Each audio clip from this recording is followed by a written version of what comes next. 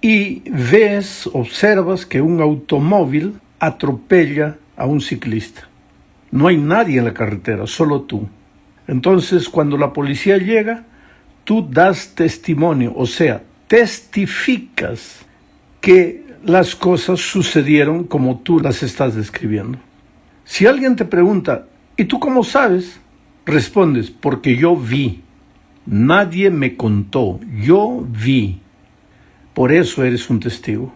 Ahora, después de esto, piensa en las palabras de Jesús antes de irse al cielo, después de la resurrección. Estas palabras están registradas en Hechos, capítulo 1, versículo 8, y dice: pero recibiréis poder cuando haya venido sobre vosotros el Espíritu Santo, y me seréis testigos en Jerusalén, en toda Judea, en Samaria y hasta lo último de la tierra.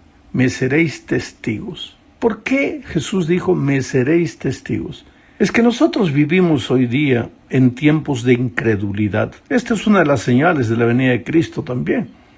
Esta semana que estoy grabando este comentario, el mundo está sacudido no solamente por la pandemia, no solo por la crisis financiera, por la falta de empleos, ¿no? Estados Unidos está en polvorosa, policías matando gente y el pueblo levantándose, no se importan con las consecuencias de la enfermedad, salen, protestan, se juntan.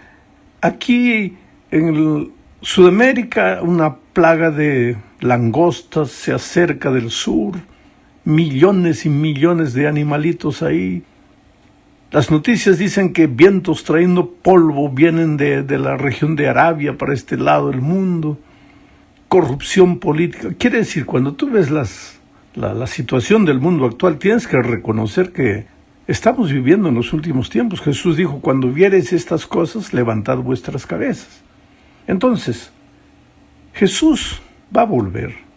Solo que antes de ir al cielo dijo, me seréis testigos, porque él sabía que además de todas estas cosas que están sucediendo, mucha gente sería incrédula. Hoy hay gente que dice, pero yo cómo sé que Jesús vivió, y tratan de comprobar con la historia y esto y aquello y lo otro. Quieren llevar los conceptos espirituales a un laboratorio, mirarlo por lupa. Jesús dijo, mira, ustedes van a ser testigos míos. La gente va a decir, pero ¿cómo puedo creer? Ustedes les van a decir, porque yo he visto, porque yo he estado con Él. Y aunque nosotros físicamente no podemos estar con Jesucristo, sí podemos estarlo espiritualmente. ¿Cómo serás testigo de Jesús si tú no sabes quién es Jesús? Si tú no te has encontrado con Él, si no convives con Él, si no sabes cómo la mano poderosa de Dios ha intervenido en tu vida, ¿cómo vas a testificar de Jesús? Este no es un asunto de teoría, y ahí viene el problema. Muchos de nosotros somos atraídos a veces a la iglesia por el concepto teórico, por la doctrina, porque nos probaron que A más B es igual a C, pero no porque hemos tenido una experiencia personal con Cristo. Aquí está una de las cosas que me ha inquietado toda la vida. Es por eso que desde mi juventud he predicado a Jesús, he tratado de llevar a las personas a vivir una experiencia personal con Jesús, a enamorarse de Jesús, a dar la vida por Jesús. Porque en la Biblia y en el Espíritu de Profecía yo encontré bien claro que la teoría no te transforma. La doctrina en sí, separada de Cristo, lo ideal, lo maravilloso, la letra, no te transforma. Quien te transforma es la persona maravillosa de Jesucristo. Por lo tanto, tienes que ir a Él, tienes que descubrirlo como tu Salvador. Solamente entonces podrás ser testigo. En Jerusalén, quiere decir donde tú vives, en tu barrio, en Judea, en la ciudad donde vives, en Samaria, en la región donde vives y hasta lo último de la tierra. Bueno, el estudio de esta semana menciona al endemoniado gadareno. La región de Gadara estaba ubicada en Decápolis, que se llamaba Decápolis justamente porque agrupaba 10 pequeñas poblaciones, entre ellas Gadara. El Evangelio de Marcos, en su capítulo 5, narra cómo Jesús libertó a este pobre endemoniado del poder de Satanás. Era un muchacho. La historia es triste. Marcos 5 describe. Este joven, en la mejor etapa de la vida, andaba por las calles semidesnudo, lo amarraban con cadenas, nadie podía detenerlo porque el poder del diablo era tremendo. Pero él se encontró con Jesucristo. Y vamos a leer lo que dice Marcos 5, 18 y 19. Al entrar él a la barca, ya Jesús había hecho el milagro cuando él entró a la barca para irse, el que había estado endemoniado le rogaba que le dejase estar con él. Mas Jesús no se lo permitió, sino que le dijo: vete a tu casa, a los tuyos, y cuéntales cuán grandes cosas el Señor ha hecho contigo y cómo ha tenido misericordia de ti. Aquí está el asunto, querido. El gadareno sanado ahora quería acompañar a Jesús, y Jesús le dice: no, ¿quieres ser mi testigo? Ve a tu casa, busca a tu familia, busca a tus hermanos, busca a tu gente, a los que te conocen, porque ellos te conocían en la fase de endemoniado. Ahora muéstrales tu vida transformada, y ese será el más grande testimonio, y mucha gente me aceptará a mí por causa de tu vida transformada.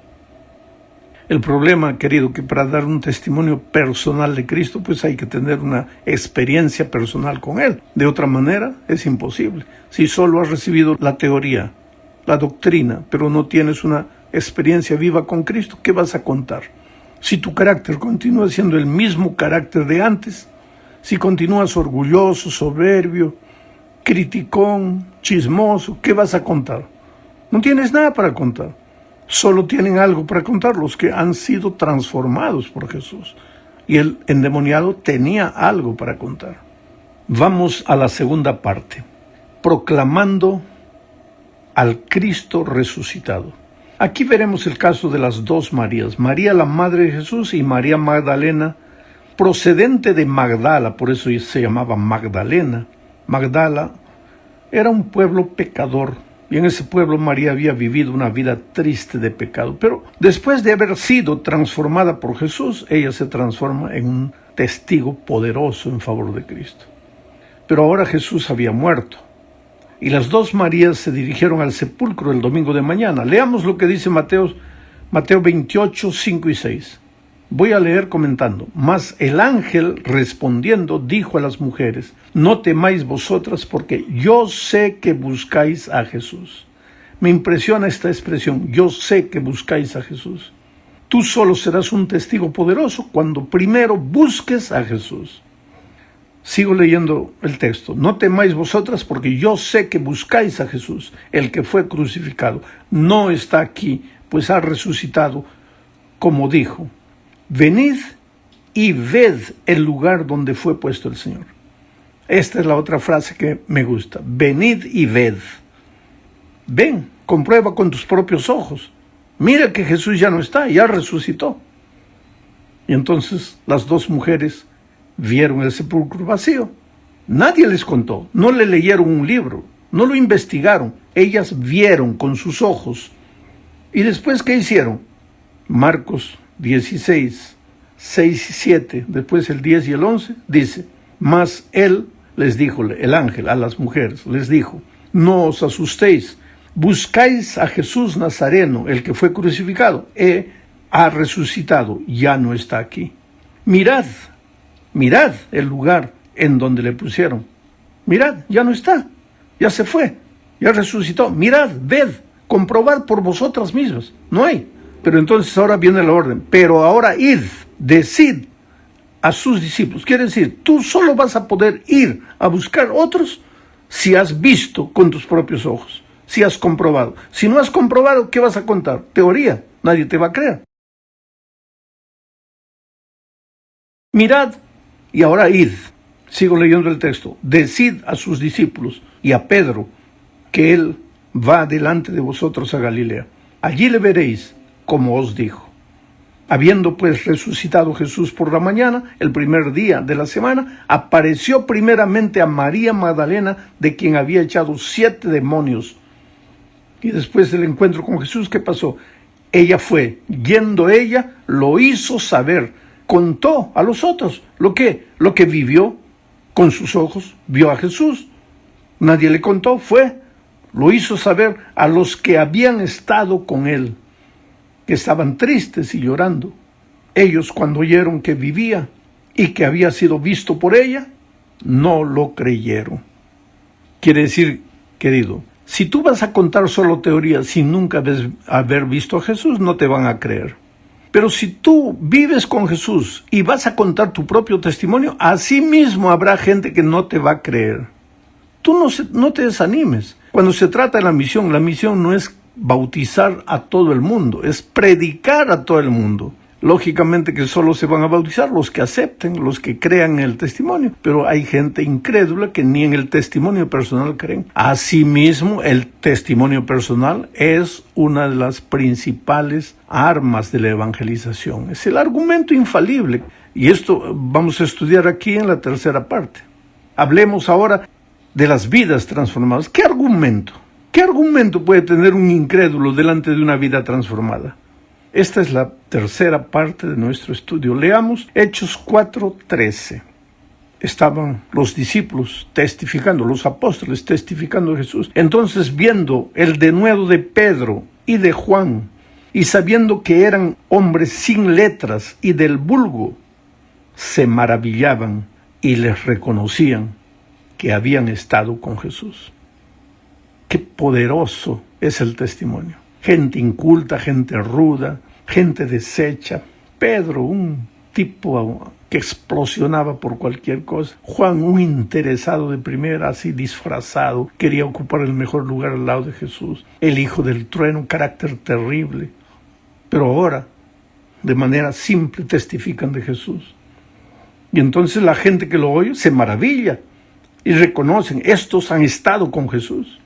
Quiere decir, vidas transformadas inspiran y transforman.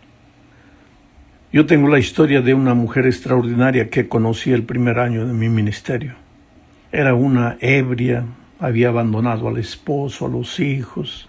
Era una mujer que vivía una vida completamente perdida, sin esperanza. Y justamente ella argumentaba que bebía para olvidarse del esposo, los hijos, a quienes amaba. Pero el vicio había sido tan grande en su vida que pues dejó todo y se entregó a esa vida de perdición. Pero Dios me utilizó como una herramienta para llegar a la vida de esta mujer.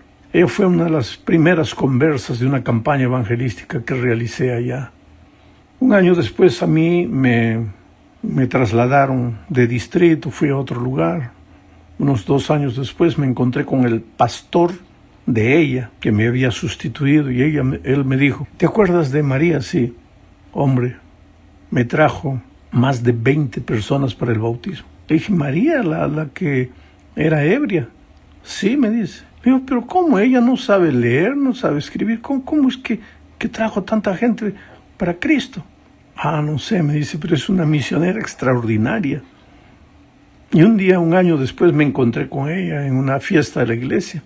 Me abrazó emocionada y le dijo, mire María, el pastor me dijo que tú has llevado el año pasado más de 20 personas. Sí, pastor, me dice, y este año estoy llevando otro tanto. Y le hice una pregunta, pero ¿cómo tú? Yo creo que no sabes leer bien. Ella me dice, no, pastor, no sé leer bien. ¿Pero cómo traes tanta gente para Cristo?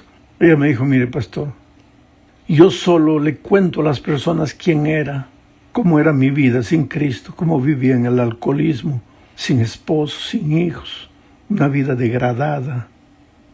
Y cómo Jesús me encontró, y cómo Jesús me transformó. Y cuando le cuento mi historia a las personas, yo veo lágrimas en sus ojos, y me dicen, yo quiero conocer a ese Cristo. Entonces yo las traigo a la iglesia. Qué cosa extraordinaria. El poder personal transformando vidas. Vamos a la cuarta parte de nuestro estudio. Aquí hablaremos justamente de compartir la propia experiencia. Hablemos de Pablo, cuando fue llevado delante del rey Agripa. ¿Qué hizo para defenderse? No era solo para defenderse, sino que él vio que esta era la oportunidad para predicarle el evangelio al rey. ¿Qué hizo entonces? Leamos Hechos 26, 9 al 15. Yo ciertamente, dice Pablo, delante del rey Agripa, dice, yo ciertamente había creído mi deber hacer muchas cosas contra el nombre de Jesús de Nazaret, lo cual también hice en Jerusalén. Yo encerré en cárceles a muchos de los santos, habiendo recibido poderes de los principales sacerdotes. Y cuando los mataron, yo di mi voto. Y muchas veces castigándolos en todas las sinagogas, los forcé a blasfemar y enfurecido sobremanera contra ellos, los perseguí hasta en las ciudades extranjeras. Ocupado en esto, iba yo a Damasco con poderes y en comisión de los principales sacerdotes, cuando a mediodía, oh rey Agripa, yendo por el camino, vi una luz del cielo que sobrepasaba el resplandor del sol, la cual me rodeó a mí y a los que iban conmigo, y habiendo caído todos nosotros en tierra, oí una voz que me decía, me hablaba en lengua hebrea: Saulo, Saulo, ¿por qué me persigues? Dura cosa te es dar coces contra el aguijón. Y entonces dije: ¿quién eres, Señor? Y el Señor dijo: yo soy Jesús a quien tú persigues. Tremendo testimonio del rey Agripa. Tal vez con lágrimas en los ojos le dije: mira, yo era un perseguidor de cristianos, pero me encontré con Jesucristo. Mi vida fue transformada. Y sabes, el testimonio de Pablo fue tan poderoso. Y ahora esto nos lleva a la quinta parte del estudio de la lección, porque aquí hablamos del poder del testimonio personal. Fue tan poderoso este testimonio de Pablo que el rey quedó conmovido y dijo: oh Pablo, por poco me persuades, rey de corazón duro, pagano, idólatra. Pero el testimonio personal de un hombre convertido lo sacudió y casi lo lleva a la conversión. Oh querido, la vida cristiana más que todo es experiencia personal con Cristo. Yo cuando miro atrás en mi historia veo como la mano poderosa de Jesucristo me ha ayudado tantas veces. Cuando yo veía así, ya no veía